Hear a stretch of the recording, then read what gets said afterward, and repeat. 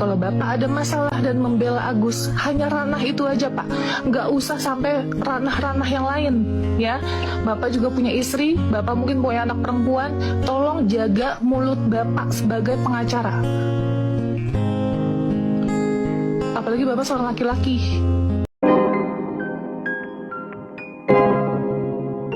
Yo guys, kita lanjut lagi dalam kasusnya Agus. Baik lagi bersama saya dengan Uki Kelvin. Nah, ini ada beberapa video yang harus kita lihat beritanya seperti apa. Yuk kita simak bareng-bareng guys. Saya sudah wakafkan diri saya untuk kegiatan kemanusiaan. Semangat cantik, doa kami masyarakat Indonesia menyertaimu guys. Nah, kita lihat lagi. Menghancurkan kamu itu justru adalah pengacaramu sendiri. Jadi pengacaramu datang kepadamu bukan sebagai pembela, tapi sebagai penghancur hidupmu sendiri, ya pengacaramu. Dan kamu saya pastikan akan kalah dengan pengacara-pengacara yang kamu gandeng itu. Setelah dibantu, kemudian depresi karena dibully karena uangnya ternyata tidak bisa buat berobat. Itulah tadi sifat wujud dari manusia serakah. Gue bilang serakah kenapa? Karena manusia yang tidak bisa memanfaatkan momen dan tidak menjalankan amanahnya adalah manusia serakah. Aku komentar di berita ini ya, Agus Salim nyerah ke Nopi. Farhad Abbas sumpahi donatur ikut petisi masuk neraka. Masuk neraka. Nah, aku pesankan sama donatur yang ikut petisi agar Agus mengembalikan uang donasi itu, sumpahin balik Farhad nih biar dia yang masuk neraka ya. Ngapa pula Farhad emosi kalau orang nak minta balikin duit donasi ke Agus? Wajar-wajar baik karena kan duit itu tidak dipergunakan Agus sebagaimana mestinya. Ya dah, coba nengok nah handphone bini Agus berapa harganya sekarang, mahal itu handphonenya ya. Itu kenapa yang berdonasi di Indonesia ini tidak semuanya orang kaya. Nah, cuman orang itu punya kepedulian, sedih nengok Agus itu karena mau ngobati matonya, makanya orang berdonasi. Nah, sekarang kalau duit itu tidak dipergunakan Agus sebagai mestinya, ya wajar kalau orang minta balik duit itu ya. Nah, itu bela komentar aku. Assalamualaikum. Waalaikumsalam. Ini masalah uang 100 juta demi Allah demi Rasulullah saya nggak tahu. Oke.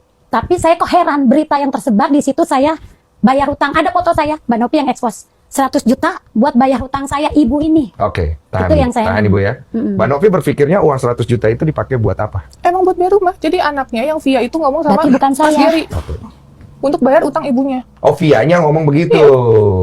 Jadi katanya banyak rentenir datang katanya. Oh nggak ada, kita nggak ada hubungan rentenir. Ya, Kita nggak memang tahu. punya utang Saya bank. saya nggak mungkin Dengar dulu dong. Mbak saya ini. Biar dulu kasih Ayo selesai dah. dulu. Kalau Ya, rentenir nggak? Saya juga di sana, di sini sama aja sih hasilnya ya. Nama aja ya udah. Lucu ya, iya lucu. Umumnya, normalnya, orang bila mengalami sakit dan lain sebagainya, usaha apapun akan dilakukan. Pengobatan dan tindakan medis apapun akan dilakukan. Bahkan bila memungkinkan, jangankan ke luar negeri, keluar nagrek bahkan keluar angkasa pun akan dilakukan demi kesembuhan. Umumnya seperti itu, normalnya seperti itu. Memaksimalkan tindakan medis, pengobatan, dan lain sebagainya. Agar sembuh, agar hidup dapat normal, dapat hidup sedia kala. Seperti pada umumnya. Apapun akan dilakukan, berapapun biayanya akan dikeluarkan. Selalu seperti itu. Karena itu salah satu bentuk ikhtiar. Namun berbanding terbalik dengan Samiun. Tindakan medis, pengobatan, dan lain sebagainya saja belum dimaksimalkan. Namun sudah menyerah dan pasrah. Piye toh? Tidak seperti manusia pada umumnya yang akan melakukan segala cara demi kesembuhan dan lain sebagainya. Ini jelas-jelas nominal budgetnya lebih dari cukup untuk melakukan tindakan medis yang maksimal. Bahkan memungkinkan melakukan tindakan medis dan pengobatan di luar negeri. Namun urung dilakukan.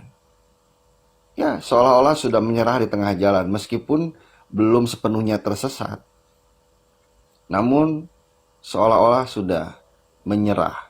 Namun rasanya bukan menyerah. Samiun lebih memilih sejumlah nominal dibandingkan melakukan pengobatan secara maksimal, secara intensif. What's the matter? Mas Tematan. Emang agak lain sih. Iya, emang agak lain. Cara mikirnya juga lain emang. Tidak seperti manusia kebanyakan. Sulit dimengerti bahkan hingga sulit dinalar. Apalah artinya sejumlah uang bila kesehatan saja tidak baik-baik saja. Namun pilihan sudah ditentukan oleh Samiun. Sama Samiun. Mungkin lebih memilih sejumlah nominal agar dimaksimalkan untuk foya-foya dibandingkan dimaksimalkan untuk pengobatan. Agak lain bukan? Ya agak lain. 35 juta aja dianggap cuma kok. Padahal susah banget nyari uangnya. Aduh, mungkin dalam benaknya hanya duit. Oke Mas, mungkin terkait donatur kan kayaknya tadi Mas juga menyayangkan ya kalau misalkan pihak Agus itu melaporkan. Kekecewaan itu seperti apa sih Mas awalnya ketika mendengar gitu? Ya kecewa ya pastinya ya. Kan tujuan bahwa pada saat kita memberikan sejumlah donasi kan tentunya untuk pengobatan mata Agus ya. Kalau kita lihat sampai mata Agus itu kan sampai buka mata aja nggak bisa gitu kan. Ternyata dipergunakan bukan untuk semestinya gitu. Ya, itu kecewa lah. Sebenarnya yang lebih memukul lagi karena kalau uang kan kita bisa cari ya. Yang lebih memukul lagi adalah ketika bahwa ketahui uang tersebut, Tenovi dilaporin kan itu. Tapi kalau gue Awal pas tahu adanya galangan dana ini Dari YouTube, YouTube-nya Densu. dan pertama melihat itu Mas berarti reaksi ke Kasihan dong, kasihan. Betul kasihan ya, pasti kasihan kan. Lihat matanya tegang buka. tapi setelah Kak Novi nih jadi seperti disudutkan Mas sendiri melihat seperti apa sih? Kalau saya pribadi melihatnya ya bahwa saya tetap simpati saya tidak berkurang sama Agus ya karena fakta nama matanya pun seperti itu kan. Ya tetap memang kalau saya menyarankan saya nggak berani deh menyarankan apapun ya kalau kapasitas saya sebagai donatur. Tapi pada intinya simpati saya tetap berkurang berkurang lah pastinya tentunya. Orang yang nolong kok dilaporin gitu. tapi kalau melihat sampai sekarang kan mungkin Agus tetap belum cabut laporan seperti apa sih?